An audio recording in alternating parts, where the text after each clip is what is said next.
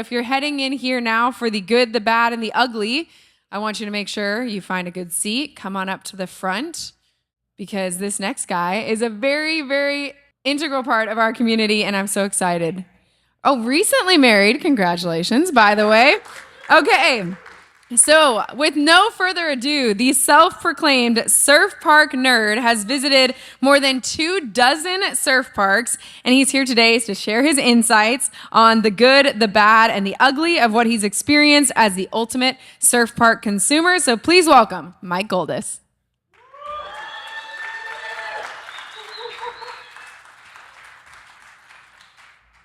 Hello, everyone. Happy Aloha Friday. I expected more people to wear their shirts. The only one I could rely on is Skip Taylor every day of the week. It's the second time ever presenting. So the first time was last year at Surf Park Summit, but I got invited back, so that's a good sign. All right, so some of you probably don't know me. I mean, actually, most of you really don't. The best way to describe myself is by sharing what I'm not versus what I am. And what I'm not is I'm not famous. I'm not sponsored. I'm not an influencer. I'm definitely not a professional surfer. And I do not work in the surf industry in any way. I'm actually from Baltimore, Maryland. I don't know if most of you are familiar with that city, but it's 3 hours from the nearest ocean. So I started surfing when I was 10 years old, and it came down to day trips, weekend trips. If I was lucky, I moved to the summer a couple times just to kind of progress. But from 10 years old to 22 when I moved to California, it was pretty limited, and I was obsessed with the idea of a wave pool. Back then, the only one I was aware of was Typhoon Lagoon, which I believe opened the same year I was born, 1989. And I finally got to surf it in 2009, and it just changed my world. And I'm certainly passionate about wave pools if it's not already obvious. Pretty much obsessed is a fair adjective to use. So, I am your customer, but really, I'm your surf park test dummy. Me. Am I really, though? What's the question now? Let's do a little poll here. How many sessions would you guess I've surfed in a wave pool? Just yell it out. A million? 50, 200. Who said 125? What? Haley. That's a great guess. So 125 sessions in wave pools. That's across 27 different wave pools and counting. So I hit 27 this week at Atlantic Park Surf. Really, the mission is simple for me, just to surf as many different wave pools around the world as possible. I'm really only competing against myself because I'm self-funded. I work hard to save my money, and I get to do a couple trips a year and try to check off as many as I can. So since last Surf Park Summit, this time last year, I checked off 7 wave pools, technically 6 surf parks, but Revel Surf counted for 2 wave pools. So Palm Springs Surf Club the weekend after Summit last year, Revel Surf, both the traveling wave and the unit wave. Rifnelting, I got a lot of flack for not pronouncing that correctly when I was in Rotterdam. So Rifnelting in the canal. Lost Shore Surf Resort, Good Surf in Dallas, and of course, Atlantic Park Surf. So take a guess of all those 27 wave pools, how many different surf technologies I experienced. Any guesses? I heard 5, 15. 15 is correct. 15 different wave technologies across those 27 wave pools. All right, so this is the fun part. I'm going to go through the wave pools that I surf. I'm going to try to do it quickly, but the reality is we're all in this together, so I would like you, if you wouldn't mind, to clap or cheer if you either surfed this wave pool, if you worked for it, if you worked with them or own it, or like an operator, if you're involved in any way, or if you dream of surfing it. There's going to be some odd ones in here, so I'm really curious to see. But my very first ever, again, was Typhoon Lagoon in Orlando. Thank you. The second one was Enland in Austin, Texas. Yay. Featured the first iteration of wave garden technology. Waco Surf is the third one ever. Scoot Surf in New Jersey. I'm a bit upset with their team because they owe me a sticker and they didn't bring it, but I'll chase them down afterwards. Number 5 was Adventure Park Snowdonia in Wales. Again, one of the first version of Wave Garden. The Wave in Bristol. Very fun one. The Surf Ranch, this was hard to get into, but I was able to check that off.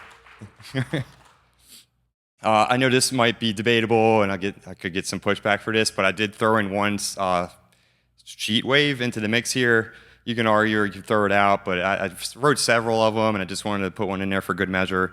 So in Margaritaville, I did a couple sessions there in that flow rider. Oana in Switzerland.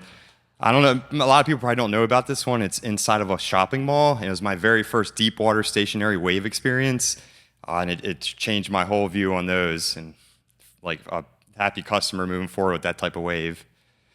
Alaya Bay in Switzerland. I know there's some people representing from Switzerland. Epic Surf at their test facility in New York. Nobody? Oasis Surf, another kind of unique one up in Canada. Again, silence. Southern Shores, the unit wave in that private development. Yeah. The lineup in Waikai. Nice. Surf Stadium in Japan. Again, this one I know no one's going to clap to. Kobe Reyes in like the mountains, the really mysterious mountains of Japan. That was a very different one. City Wave in Tokyo. West Edmonton Mall, it's inside of a mall up in Canada. Surftown Munich, of course. Our City Surf Park, which features the Flow Surf deepwater stationary technology. Palm Springs Surf Club, so this is bringing us to this since last year. Revel Surf, the traveling wave pool. The Revel Surf unit, standing wave, gets me to 23. Rifmelting in Netherlands, number 24. Lost Shore, number 25, earlier this year. Good Surf in Dallas, just a quick trip to check off that. And lastly, and most of course, Atlantic Park Surf this week. 8 sessions in 3 days, so definitely got some surfing in. Okay, so this is a fun one. All those wave pools, how much time was spent in the pool? So I have an Excel sheet and I have all these stats for myself. Can anyone guess the hours surfed in a pool across those 27 wave pools? Give me one guess. Jeez, close, 140 hours in the wave pools. It's fair to say I'm obsessed, so much so that I got married a little over a month ago in Oahu, where my wife is from. And she gave me a stern threat to say, we cannot get married at a wave pool. But I was able to compromise with her, and we hosted our wedding rehearsal lunch and surf at Waikai, at the lineup at Waikai. So it was a brilliant experience. Everything from eating upstairs at the lookout, the restaurant overseeing the stationary wave, to booking out a private session for my close friends and brothers and family members. And I just got to watch them all experience this for the first time. They're all coming from the mainland. And every single one, I'm like, I want to come back and I want to progress. Like, that looks so fun. And you're like, you kind of rubbed it in because you got to ride here a lot more, but they're all stoked and ready to go back. So just that made my, it was a really special part for someone who's obsessed with wave pools as I am. They went through it. She's on my shirt right here. Yep. She teased me and I said, I'm gonna wear the shirt and show you. All right, so just some, I'm not a professional surfer, but here's some interesting stats, facts, and figures for myself. So I surfed 27 human-made waves across 26 different cities in 10 different countries, featuring the 15 different wave technologies. 17 were traveling waves, 10 were deep water stationary waves, and that one sheet wave I threw in there. The first surfed ever was Typhoon Lagoon back in 2009. The furthest I had to travel to surf was Kobe Reyes, that one in the mountains, with the technology I'm not sure what it is. Most surf at this point is Waco Surf, 19 and a half sessions. The most expensive, this is an obvious one, Surf Ranch. The cheapest up in Canada and outside that mall. The rarest at this point would be Enland or Snowdonia, because they're both no longer here. Largest wave surf, the Surf Ranch. Smallest, that little wave pool inside the mall. The widest, 100 feet at Waikai, the City Wave. The coldest, absolute coldest, was Alaya Bay, 43-degree water. And the opposite of that, it's around averaging 86 degrees in that deep water wave pool in Oahu. The most confusing for me was Scoot and Surf, just kind of figuring out where to be to take off. And the most recent, of course, Atlantic Park Surf.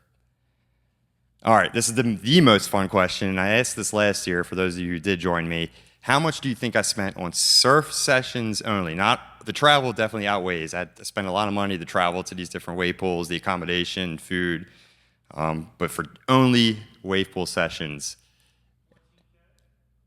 Any other guesses? 14? Or all the way up to 20? You're all putting on it. $18,000 on wave pool sessions with zero sponsorship and just kind of working full time and saving up. Yeah. All right, so that's a little bit about me. Now I'm going to get into the meat of it and really what this presentation is about, and that would be your customer's experience. I am your customer, everyone in this room. It's quite different to be at an event like this because it's all operators, developers, investors, and I'm thankful for Surf Park Central to invite me. I have a pretty unique perspective. I have zero bias. All my opinions are very undiluted, so I'll say what I think. And again, I guess I'm kind of surprised I get invited back, but I'm appreciative. So let's get into this, and it has to remain at a high level because I only have 30 minutes. So take your notes. We'll start with awareness. So there's many different touch points that catch my attention, from email, social media, where you have organic or a lot of paid sponsored ads, word of mouth, different events taking place that catch your attention, and other miscellaneous opportunities like contests and sweepstakes, and then the first session discount, like try and buy, or you invest in pre-bought sessions like I did for Lost Shore. I have a couple screenshots here and things that I noticed, and of course I'm a bit of an outlier because I'm so obsessed with wave pools, but I keep track of all the email marketing going out. I have different folders, and some things I noticed, for example, like Surftown, I feel like that's a good cadence for me where I'm not becoming overwhelmed with emails, multiple emails in a week. So that one's averaging about once a month or so. So I say fair 1 to 2 a month before I start to get annoyed. Kind of keep it tasteful. We're all adults, and customers with disposable income aren't going to fall for emojis. So I say just keep it tasteful and the message clear. A great example would be the Wave in Bristol. I always love their communications and seeing what's going on. It's very clear what the message is, what they're offering, and what I can consider. So. And then you move into booking and arrival. So booking, a lot of people ask me what I felt was the easiest or the lowest barrier to entry to book my sessions. For me, there's a couple examples, and again, I had to keep this high level, but one that was top of mind would be the Wave. I surfed there many years ago. It was early 2022, and I just checked their booking recently, and it was super easy to digest. I could see between the color coding, how many sessions are left, the little thumbnails kind of get a taste of what the session would be like, the different names, and it's just very easy to scroll down and book. There's other examples, but yeah, for the sake of time, I have to keep it to this. Please make your availability known. I know some do, some start with making it known, then remove that feature. But for someone like me who has to travel very far to get to these wave pools, I want to know if I can wait a little bit to plan and not panic, because I get worried. Am I going to be able to book a session? Is this going to be all booked out and I get there and I travel for no reason? So I tend to do it prematurely and book a bunch of sessions like I did this week, booked 8, and it just killed me. So please just make it very crystal clear for your customer. Another thing, like keep payment, low barrier to entry, just seamless experience. I get really frustrated, especially with the international ones where you think you're going to book, then you get taken to a third-party website, have to create an account for that website in order to pay for your session. That happened in Japan, and I was just trying to figure out what I was doing and if I was going to actually surf when I got there, because I didn't know what I booked. And website translation options for those of us traveling abroad. The other thing is arrival. Has some interesting stories when it came to trekking to these different surf parks. This year I went to Lost Shore. It was a bit of a challenge to get from the airport, which I think physically really isn't that far, but it took a while to get an Uber. I don't think public transportation was an option. But I did notice when I got on site that they were petitioning for a local bus route. And just recently they announced an electric bus, even though it's not to the airport, it's a step. They had this electric bus that's going from Lost Shore to the city center, where I pretty much walked a couple times and got a lot of steps in when I was in Scotland, but little things like that make a difference for a customer like me. I shared this last year. Does anyone know where this is? I was going to say Hazel cannot answer this question. So this is ingrained in my mind because I had to cancel a surf park trip because another wave pool closed down. So a last minute was to go to Snowdonia and the wave. In order to get to the wave, there's like no ride shared, or there wasn't any buses that I was aware of. And the closest Airbnb I could get was a 50-minute walk to the wave in Bristol. And I was so stoked that I had 3 sessions in one day. I had to do it quick. My first session was at 7 a.m. I had to check in at 6, so I left at 5 in the morning from Airbnb. I had to walk to the wave, and I did this 3 times that day. And the weirdest thing I passed was this dinky local store, and I thought to myself, like, what am I doing in my life? Why am I here? This is so like random, and that name is funny to me. But that was one of my favorite surf parks, so yeah, it was definitely worth it. Rentals, another very important part as the customer. Please have a healthy quiver of rentals. I know there's some circumstances where boards are getting dinged up and you might have a repairman. When you have those rentals, please keep it organized so it's not overwhelming and you're not digging for boards or confused at what size you're supposed to get. There's a couple examples here. Surftown did a great job just making it easy to look at and see what you could possibly take out in the wave. This one might be controversial, but I'm the customer. You're all the operators and working there. I know it can be done. I know you can include the wetsuit rentals. The wave's doing it. It's really appreciated. It's lowering that barrier to entry for someone, whether you're new and you're not ready to commit to buying a wetsuit and you're like, wow, it's expensive. At the buy session, add on all these add-ons on add-ons. Some of these surf parks have that, and that's something that's a challenge when you already start with that foundation spend and then work your way up to even more. And then for someone like me who travels, it's also appreciated if I can use one of your wetsuits to go out and surf because I already spent a lot of money to get there. And then if you're charging for rental equipment, just please quality control it. I know there's a lot of inventory and you're trying to get it in and out, but that's another like frustrating pain point. If you're spending that money to get the premium board, you get your wetsuit, your gear, even like your shower kit, it's just so much on top of that initial cost that it's like a lot of pressure. You gotta make this the best session and you spend so much money. So just things to consider when someone like me goes to a wave pool. The other thing is like ding repairs. I know, again, that you're gonna look at it differently than I am. I understand if I ding the board, I'm responsible to pay. I get it. I know now there's insurance offered, and that's great. My friend Val, she just told me last time she surfed at Atlantic Park Surf, that she nosedived and like broke the board, and she's like, I'm so thankful I paid for insurance, and there's no stress, and she said, I'm gonna do that every time I rent a board now. So it's really great. For me, I rented a premium board on top of all these different charges.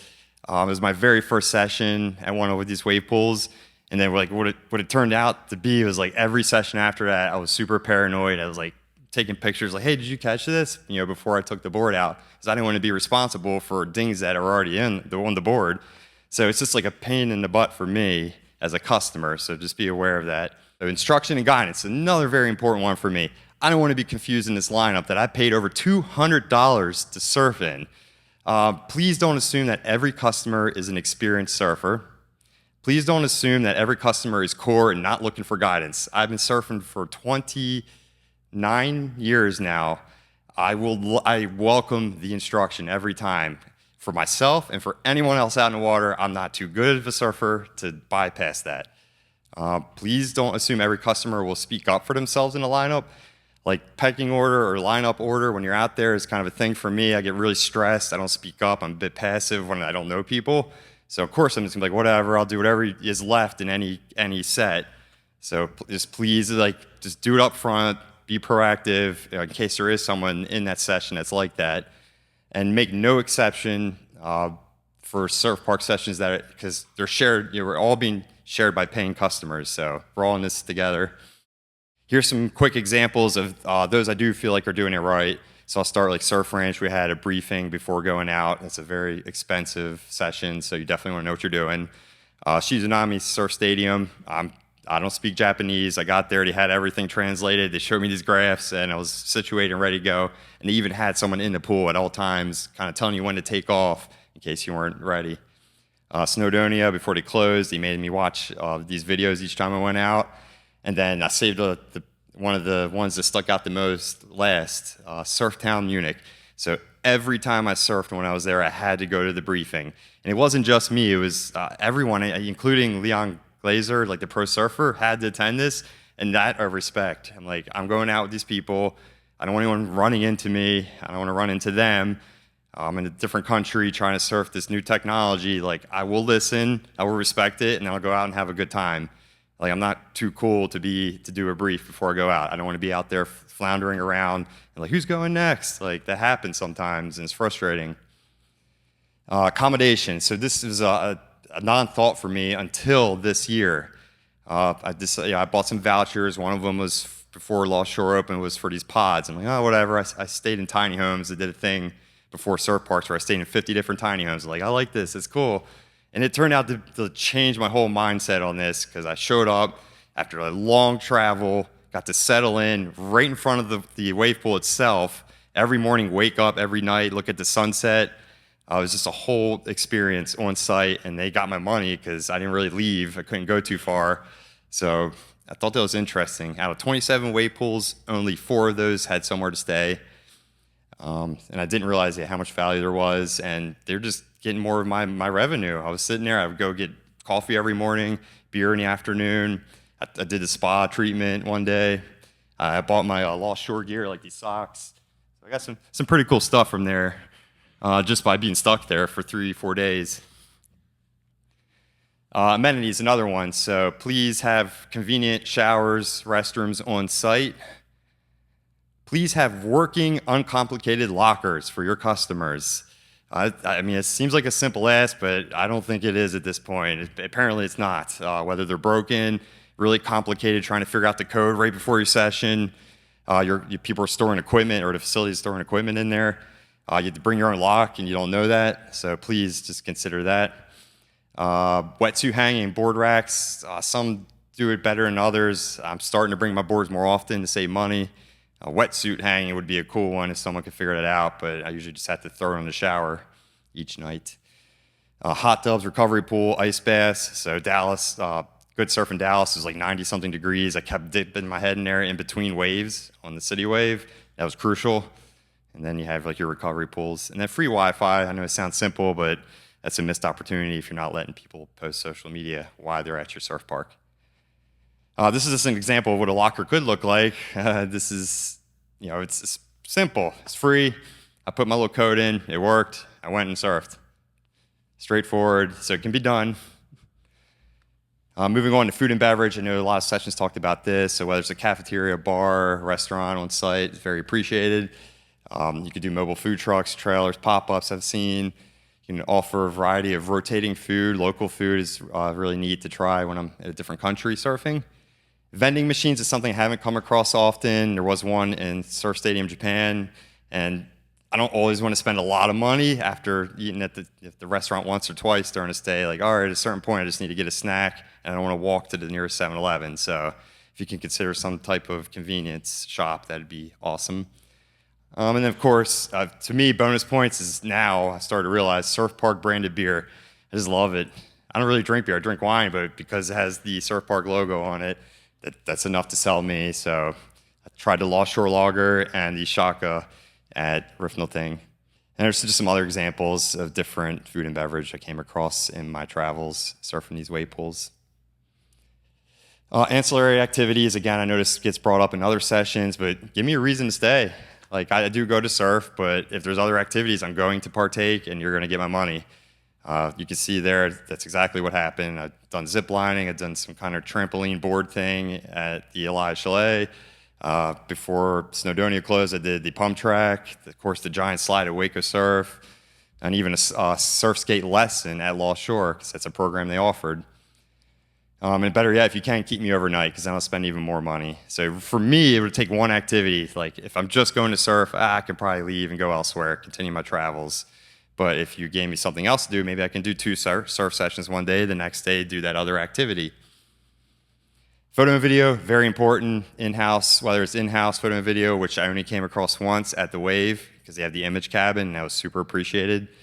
And of course, you have your AI systems coming out now, or already pretty well established between Flow State, and you have Surfi, and there might be some others floating around.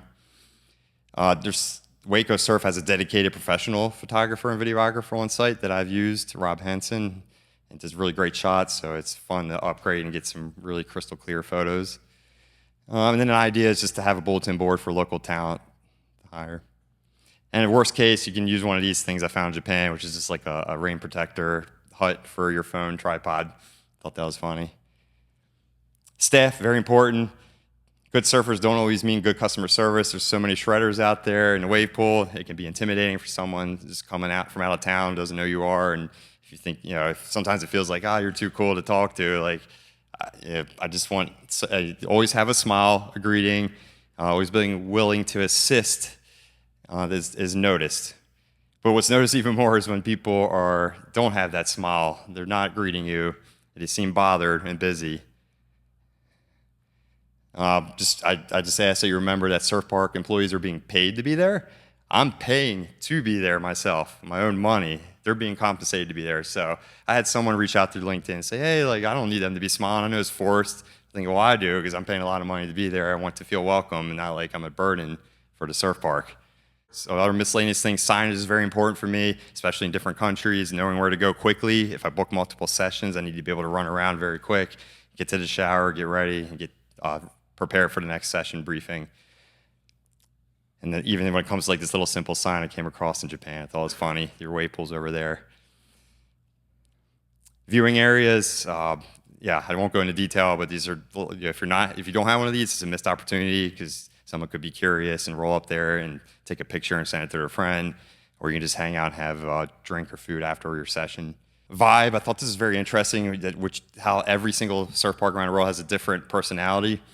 So in Switzerland, it's in a really sterile shopping mall, and then you go in, you're transformed in a whole different tropical world in Switzerland. Feedback, some welcome it more than others. Someone actually asked me this through the app.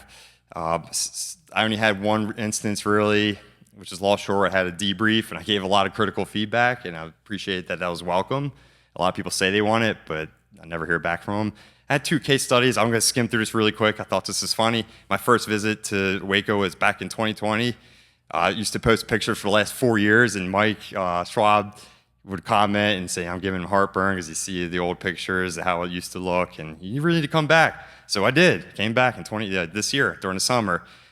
What this showed me was you can really improve and bring up the experience of a wave pool. It's such a large business, but it's possible. The other one was Lost Shore. I'm running out of time, so I won't go into detail, but it's just an absolute top experience for me, down to little details, something was wrong with the pod, and they gave me little tokens to go get a free coffee afterwards.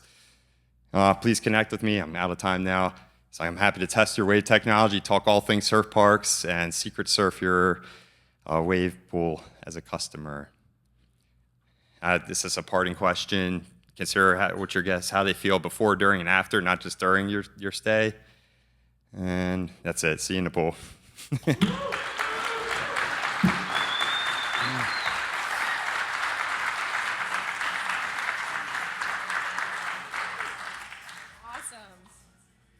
Love it, Mike. Thank you so much for bringing the insights.